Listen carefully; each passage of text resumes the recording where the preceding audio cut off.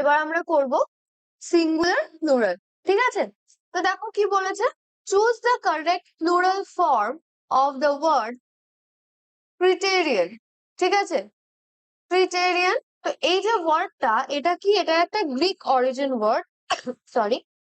তো Greek origin word, এটা কিন্তু হচ্ছে সিঙ্গুলার ফর্ম।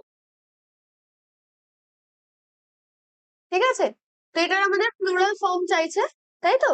সেটা কি হবে, সেটা কিন্তু হবে অপশন সি, ক্রাইটেরিয়া। ঠিক আছে, আমরা এই ওয়ার্ডটা ভীষণ ইউজ করে থাকি, ক্রাইটেরিয়া। তো option C is the correct answer. Okay, next question আমরা চলে যাব। এটা দেখো সিনোনিম রিলেটেড। ওকে, তো সিনোনিম রিলেটেড আমরা দুটো কোয়েশ্চেন করব।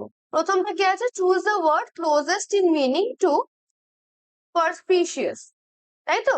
পারস্পিশিয়াস। তো এই ওয়ার্ডটা দেখো, এটার মানে কি আছে, এটার মানে হচ্ছে ক্লিয়ারলি এক্সপ্রেস বা ইজি টু আন্ডারস্ট্যান্ড, মানে কি স্পষ্ট বা পরিষ্কার, মানে যেটা বোঝা যায় এরকম।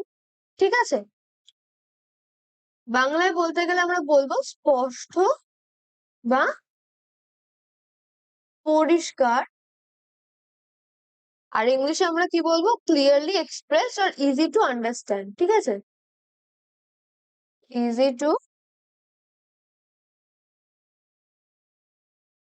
To understand. ওকে, দেখো ফার্স্টে কি আছে, কমপ্লেক্স। তো কমপ্লেক্স মানে কি জটিল, তাহলে কি সিনোনিম হলো না, তাহলে এটা কিন্তু অ্যান্টোনিম হয়ে গেল। ক্লিয়ার, ক্লিয়ার মানে কি স্পষ্ট বা পরিষ্কার।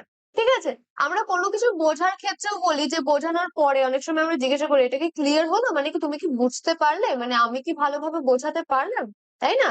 তো এটা কিন্তু ইংলিশ মিনিংটার সাথেও যাচ্ছে। তারপরে দেখো ভেগ আর ডিফিকাল্ট আছে, ডিফিকাল্ট ও জটিল। ঠিক আছে, ভেগ হচ্ছে কি অস্পষ্ট, তাই না? বেগ হচ্ছে অস্পষ্ট, তাহলে এটাও হবে না, অ্যান্টোনিম হয়ে গেল। তাহলে অপশন বি একমাত্র কারেক্ট সিনোনিম, তাই তো?